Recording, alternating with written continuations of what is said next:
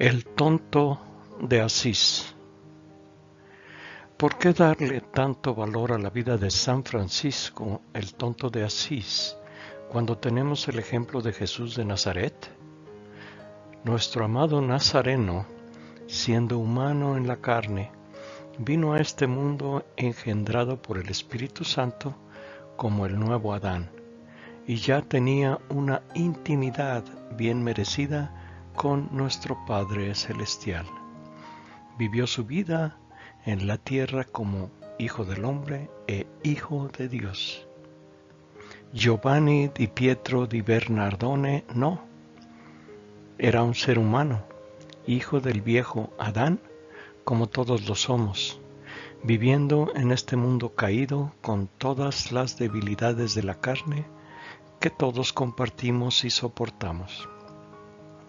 Sin embargo, Francisco, como lo llamaba su madre Pica, encontró un camino desde su propia humildad humana para seguir verdaderamente a Jesús, imitando su vida y viviendo su evangelio en un grado sin paralelo por ningún otro ser humano o incluso santo en la tradición cristiana.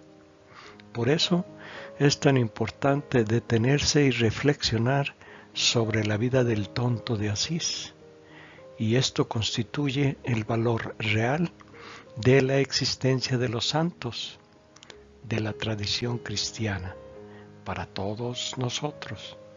Aunque los santos no son aceptados y apreciados por muchas denominaciones cristianas como guías, ejemplos a seguir y manifiestos brillantes del testimonio de Jesús, pero la vida de los santos nos muestra que todos podemos alcanzar reinos superiores de logro espiritual sin importar nuestra pequeñez, si realmente decidimos caminar por el camino angosto que conduce a la puerta del paraíso que Jesucristo, el nuevo Adán, ha abierto para nosotros. La pregunta necesaria sería entonces, ¿será posible en nuestro tiempo imitar a Jesús tal como lo hizo Francisco? Y si fuera posible, ¿qué cambios deberíamos hacer en nuestras vidas? ¿Estos cambios nos sacarían de nuestra zona de confort? ¿Deberían ser demasiado radicales? El Evangelio de Jesús y la vida de Francisco. Cunningham y Brady en 2019, en su artículo San Francisco de Asís, escribieron que en 1202 Francisco participó en una guerra entre Asís y Perugia, estuvo preso durante casi un año y al ser liberado cayó gravemente enfermo. Aún así, y después de su recuperación, se encontró cabalgando nuevamente para la gloria militar cuando intentó unirse a las fuerzas papales bajo el conde Gentile contra el emperador Federico II en Apulia a fines de 1205. Sin embargo, en este viaje tuvo un sueño que le ordenó regresar a Asís y esperar la llamada a un nuevo tipo de caballería. Una de las versiones conocidas de este sueño relata que Francisco se encontró en un castillo y escuchó una voz que decía: «Francisco, ¿por qué sirves a los sirvientes y no al rey?». Estas palabras nos recuerdan un momento en que Jesús le dijo a uno de sus discípulos que solicitó ir a enterrar a su padre antes de unirse a él: «Sígueme y deja que los muertos entierren a sus propios muertos». Mateo 8:21 a 22, Nueva Versión Internacional. Luego, Francisco se retiró a la soledad y la oración a un paraje de los bosques de Umbría a las afueras de Asís, y en una de sus primeras apariciones públicas declaró, jubiloso, que era el heraldo del gran rey, a algunos ladrones que encontró en el camino, que lo golpearon y lo despojaron de su túnica después de descubrir que no tenía dinero. No afectado por este incidente, Francisco renunció públicamente a los bienes mundanos y a los lazos familiares para abrazar una vida de pobreza. Britannica.com. Francisco abandonó para siempre su zona de confort y yendo tras Jesús, se negaba a sí mismo todos los días, abrazando completamente su cruz. En la introducción del libro Obras del Padre Serafín, San Francisco, de 1848, traducido por un religioso anónimo de la Orden Franciscana, leemos: en la perfecta renuncia del yo y el desapego de las cosas de este mundo, Francisco vio el medio más seguro para el alma en alcanzar la posesión del bien supremo y las riquezas eternas del reino celestial. Página 3, números romanos. Melillo, en 2000, afirmó que la virtud rectora de Francisco siempre fue la pobreza porque temía que la búsqueda de cualquier tipo de riqueza, no solo bienes temporales, desviaría a uno del cumplimiento de los evangelios. Clissold, en 1978, en su libro La sabiduría de San Francisco y sus compañeros, escribió: Francisco creía apasionadamente que en el amor por las posesiones materiales estaba la raíz de los males de la sociedad y del alejamiento del hombre de su Creador. La vida de Cristo y la vida de Francisco. Duffy, en 2014, en la página 3, expresó que Francisco intentó reproducir lo más cerca posible la vida de Cristo y los primeros apóstoles en su propio contexto y para sus primeros 11 seguidores. Habiendo vivido la vida típica de un joven rico, después de su conversión y desde el principio estableció una regla anterior para su pequeña comunidad: vivir en obediencia, en castidad y sin nada propio. Tampoco estaba en favor de la acumulación de posesiones ni de la posesión de ningún bien temporal para él o sus compañeros. Y cuando le ofrecieron la capilla de Porciúncula, donde él y sus compañeros podían construir pequeñas chozas para vivir, no aceptó su posición, pero solo su préstamo, compensando el préstamo anualmente con una canasta llena de pescado a la orden benedictina. En su estudio Teología del Corazón, la vida de Francisco de Asís, sus autores, los siervos de los corazones perforados de Jesús y María, en 2014 expresaron que el santo no rechazó la ciencia, pero no la deseaba para sus discípulos. Sobre todo, temía que la dama ciencia se convirtiera en la rival de la dama pobreza. Al ver con cuánta ansiedad irían sus monjes a la escuela y buscarían libros para sus hermanos, Francisco exclamó una vez: impulsados por el mal espíritu, mis pobres hermanos terminarán abandonando el camino de la simplicidad y la pobreza.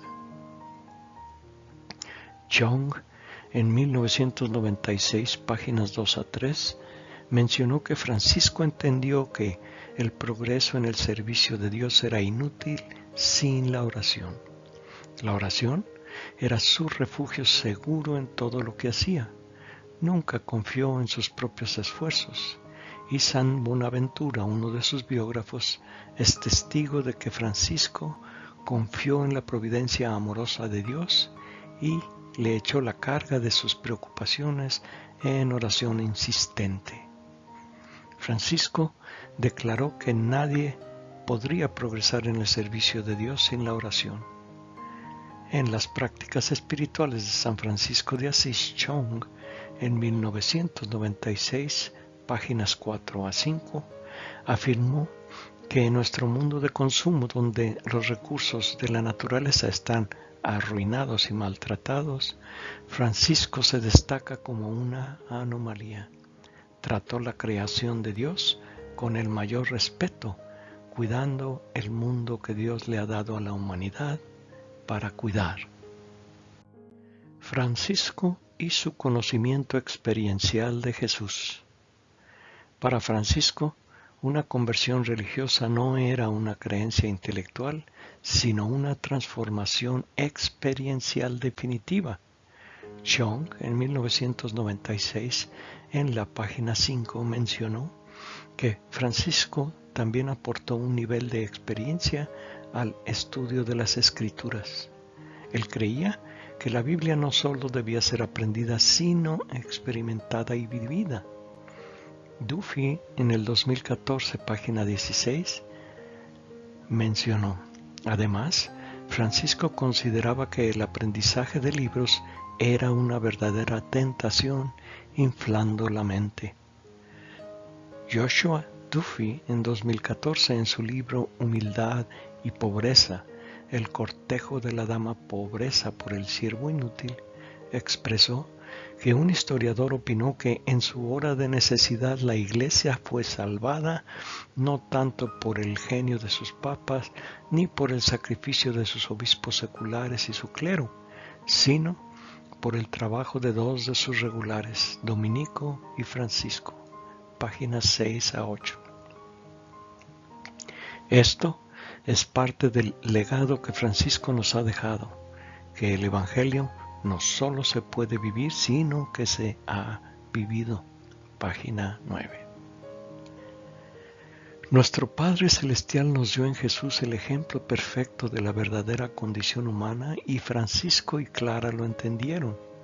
Nuestro Salvador era pobre cuando nació y era pobre cuando murió en la cruz, y en esa pobreza nos dio los tesoros del reino de los cielos. Como parte de la debilidad de la carne, la humanidad tiene una tendencia a la codicia, a la búsqueda de las riquezas del mundo y a las actividades para adquirirlas. Y éstas representan un gran peligro para todas las almas humanas, como lo expresó Jesús a través de Marcos 8:36. ¿De qué sirve que alguien gane el mundo entero para perder su alma? Nueva versión internacional. Francisco se convirtió en un verdadero discípulo de Jesús al emular su comportamiento y acciones hasta que resultó ser una persona muy diferente. En su libro Viviendo peligrosamente, 7 claves para el discipulado intencional, Sean D. Anderson en 2010 afirmó que nosotros como discípulos de Jesús seremos transformados a su imagen cuando estemos consumidos por emularlo. En su artículo Retribución, una respuesta evangélica desde una perspectiva franciscana, el padre Rubén Martelo, franciscano, en 2014 mencionó que para perseguir una vida conformada a Cristo y su Evangelio, la respuesta de Francisco al llamado de Cristo lo cambió personalmente y le permitió trascender su propia mentalidad cultural. No debe subestimarse la mentalidad cultural en la que todos vivimos, porque es una fuerte domesticación desarrollada por los poderosos esclavos humanos del malvado y que se sufre a través de todas las épocas, actuando como un freno para sus sociedades de muchos de sus mejores esfuerzos para seguir a Jesús de Nazaret. Y esto porque el perfil de nuestro Salvador ha sido endulzado con una interpretación de su Evangelio que ha sido privada de su ardiente obediencia a nuestro Padre Celestial, sin importar qué, y que se convirtió en la mercancía de la vida pseudo-religiosa en la que no nos alejamos un centímetro de nuestra zona de confort. Chung, en 1996, en la página 5, expresó que Francisco vio que esta situación se desarrollaba en su época y creía que la Biblia no solo debía aprenderse, sino que sus mandamientos debían obedecerse. Él escribió: la carta ha matado a un hombre cuando éste quiere saber la cita solo para que la gente piense que es muy erudito y pueda ganar dinero para dar a sus familiares y amigos. El estudio de la palabra debe tomarse como un ejercicio espiritual destinado a cambiar el alma y a limpiar el corazón. En su libro Las prácticas espirituales de San Francisco de Asís, James Chong en 1996 comentó que Francisco amonestó a sus seguidores diciendo: mis hermanos, Dios me llamó a caminar por el camino de la humildad y me mostró el camino de la simplicidad. No quiero escuchar ninguna mención de la regla de San Agustín, San Bernardo o San Benito. El Señor me ha dicho que quería hacerme un nuevo tonto en el mundo, y Dios no quiere guiarnos por ningún otro conocimiento que no sea este. Francisco encontró un atajo para vivir como Jesús. Después de su conversión completa, Francisco nunca dudó en quemar todos los puentes que conducían a cualquier zona de confort que aún permanecía en su vida y que pudiera interponerse en el camino de su búsqueda de Jesús. Estaba en el punto A y Jesús en el punto B, y fue como una flecha en línea recta para llegar a su Maestro. Una línea recta que se mueve del punto A al punto B en una esfera se mueve de una manera diferente. En la trigonometría esférica, las líneas geodésicas que se mueven de A a B no se pueden clasificar como líneas rectas. mat.stackexchange.com. En otras palabras, la distancia más corta entre dos puntos en la superficie de una esfera es siempre el arco circular máximo que los une. Vivir en la pobreza absoluta como un zorro sin guarida, sin posesiones, con toda humildad, sencillez, castidad, amor mutuo, en constante servicio a los demás, cuidando a los enfermos, con trabajo duro, sufriendo rechazo y desprecio, sin vergüenza por el desprecio del mundo, estando en guardia contra todo orgullo, vanagloria, envidia, avaricia, cuidado y ansiedad mundanos, detracción y murmuración, disensión y división, el pobrecito construyó con paciencia un hermoso arco de círculo máximo que lo unió con Jesús su Maestro. Francisco encontró este atajo interno y usó la oración como una forma de caminar todos los días, creando un puente que no reconocería ni espacio ni tiempo para conectarse con su Padre Celestial, una especie de hoyo negro espiritual. ¿Por qué los seguidores de Francisco son atraídos por él? Muse y Rankin en 2010 afirmaron que, al igual que el cristianismo en su conjunto, la historia franciscana encarna la paradoja de un movimiento basado en el amor y la identificación con los pobres que se ha desviado demasiado fácilmente hacia la opresión, la hipocresía y la corrupción. Página 234. En las prácticas espirituales de San Francisco de Asís, James Chong en 1996 explicó que Francisco vivió lo que predicó y por lo tanto no necesitaba depender de habilidades oratóricas o manipulación psicológica para compartir lo que había en su espíritu, el Espíritu de Dios. Imitó a Jesús, lo que predicaba ya lo había practicado. Su vida fue testigo de su relación con Cristo. Página 10. En nuestro mundo caído no es fácil encontrar esta coherencia espiritual en un individuo o incluso menos en una institución humana. Y las palabras que Jesús dijo a sus discípulos en Mateo 9:37 a 38 se han vuelto dolorosamente ciertas hoy en día. La cosecha es abundante, pero los trabajadores son pocos. permítanos pedirle al Señor de la cosecha, por lo tanto, que envíe trabajadores a su campo de cosecha.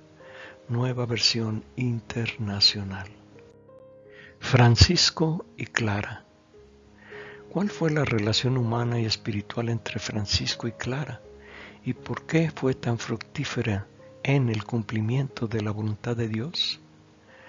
Fue fructífera porque incluso en el contexto del mundo social, económico y religioso del siglo XIII, Francisco y Clara vivieron una relación espiritual fuerte y pura, con castidad absoluta que surgió de una simple atracción física que los llevó a la atracción y el reconocimiento mutuo de sus propias almas, que los llevaron a unirse en complementariedad con el Espíritu de Jesucristo.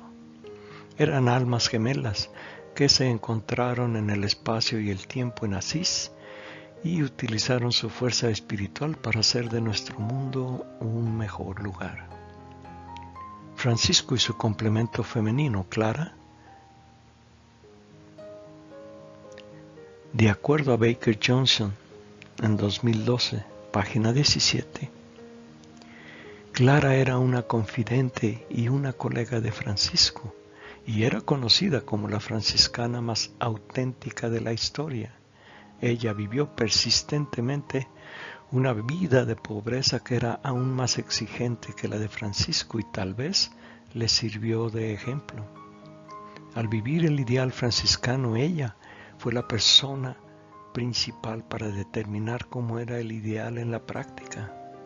En contraste con el tiempo, los frailes vivían cada vez menos como Francisco.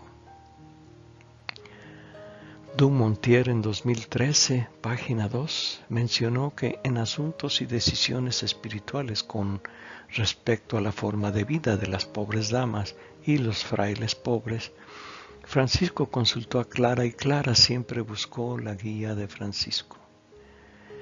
El padre capuchino Raniero Canta la Mesa en 2007 en su columna Francisco y Clara, enamorados, pero ¿con quién? Creía que algunos autores consideran a Francisco y Clara como dos vidas paralelas entrelazadas y desarrollándose sincrónicamente con igual espacio entre ellas. Cuando un hombre y una mujer están unidos en Dios, este vínculo, si es auténtico, continuó, Canta la Mesa, excluye toda atracción de tipo erótico sin siquiera dar un problema. Él o ella están, por así decirlo, protegidos. Es otro tipo de relación. Entre Clara y Francisco había ciertamente un vínculo humano muy fuerte, pero era paternal o fraternal, no conyugal.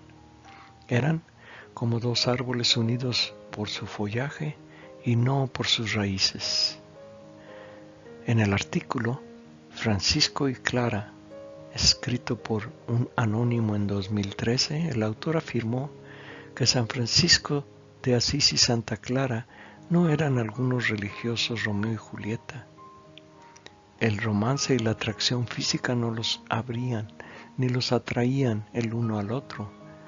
El apasionado amor de Dios sí lo hizo. Bodo, fraile franciscano, en 1985 expresó que Francisco y Clara eran como un nuevo Adán y Eva que restauraban el jardín en descomposición del cristianismo occidental, y aunque trabajaban separados, sabían que nunca estaban realmente separados. Francisco y Clara se veían muy poco el uno del otro, pero cada uno conocía las batallas y los sufrimientos del otro, y seguían el viaje sagrado que cada uno hacía de forma independiente, pero unidos en corazón y alma por el llamado del pobre Cristo que los atraía como el legendario Santo Grial. El radicalismo evangélico de San Francisco y Clara. Jesús el Cristo es el nuevo Adán y vino a este mundo caído para abrir a toda la humanidad la puerta del paraíso, y lo hizo. nos dejó a todos su ejemplo de vida y su sabiduría, que no fue producto de este mundo, sino que surgió de su constante permanencia en la presencia de nuestro Padre Celestial y de su inquebrantable obediencia a su voluntad. Él nació pobre y siguió siendo pobre, y no estaba interesado en acumular riqueza o poder, y, en cambio, estaba muy conmovido por su compasión por los enfermos, los pecadores, los leprosos, los indigentes y olvidados por la sociedad y por todos aquellos que fueron acosados e indefensos como ovejas sin pastor. Mateo 9:36, Nueva Versión Internacional. ¿Por qué el Nazareno difundió su mensaje sobre estos pequeños que no tenían estudios y no entre los ricos y poderosos de su tiempo? Entre ellos los escribas judíos y sabios maestros de la ley del gran Sanedrín. Él sabía que estas élites poderosas, minoritarias y egoístas no eran terreno fértil para su mensaje, y tenía razón, porque rechazaron sin rodeos sus palabras y hechos y planearon su muerte para deshacerse de él. ¿Por qué Francisco y Clara abrazaron la pobreza con pasión y se dedicaron a atender las necesidades de los enfermos y los pobres? ¿Por qué Francisco no estaba a favor de la acumulación de posesiones y la adquisición de demasiado conocimiento intelectual para sus hermanos? ¿Se acepta a Dios en las universidades de nuestro mundo? ¿Entre sus académicos? Generalmente hablando, ¿será fácil para un hombre rico entrar en el reino de Dios? No, según Jesús expresó en Marcos 10:25, Nueva Versión Internacional. La propuesta más radical de Francisco y Clara fue la pobreza y la simplicidad, la castidad, el servicio a los demás y la obediencia a la voluntad de nuestro Padre Celestial. A través de su oración implacable, lograron ser guiados por el Espíritu Santo en todos sus esfuerzos, y esta fue siempre su fuente de sabiduría para enfrentar y resolver los problemas que tenían día a día. La aventura comunal de Francisco y Clara fue exitosa si consideramos que efectivamente reconstruyeron una iglesia que estaba cayendo en ruinas y dejaron un maravilloso ejemplo de cómo se puede vivir el Evangelio de Jesús en nuestro mundo a través de la orden de los frailes menores y la orden de las pobres damas mientras estaban vivos. Desafortunadamente, una vez que sus fundadores iluminados dejaron este mundo, todo cambió y las cosas nunca volvieron a ser las mismas en sus organizaciones religiosas. Y esta situación tiene lugar en todas las religiones principales. Una vez que desaparecen sus fundadores, sus organizaciones comienzan a desvanecerse y perder dirección. Esta decadencia de los mensajes espirituales que dejan los iluminados tiene lugar en todas las organizaciones, porque el logro espiritual es un esfuerzo individual. Las organizaciones no pueden hacerlo por nosotros. Al final del día, es tan simple como esto. En nuestras vidas o seguimos la voluntad de nuestro Padre Celestial o seguimos la voluntad del maligno. No hay otras opciones. Y estas opciones se nos presentan constantemente todos los días de nuestras vidas. Las organizaciones e incluso las religiones pueden ser fácilmente infiltradas por el diablo. ¿No es obvio en nuestros tiempos? En su libro Radicalismo Evangélico en los escritos de Francisco y Clara de Asís, Jean-François Godet Galogueras, en 2006 afirmó que Francisco y Clara tomaron el Evangelio en serio y lo hicieron, porque el Evangelio es un asunto serio. Tomaron el Evangelio radicalmente porque Jesús tenía la intención de llegar a las personas en las raíces de sus vidas. La prueba de la posibilidad real de una realización espiritual individual en Cristo son las vidas de Francisco y Clara, que siguieron la sabiduría que nos dejó el Santo Evangelio y a través de su ardiente compromiso con su radicalismo evangélico lograron su propia unión espiritual con Jesús de Nazaret.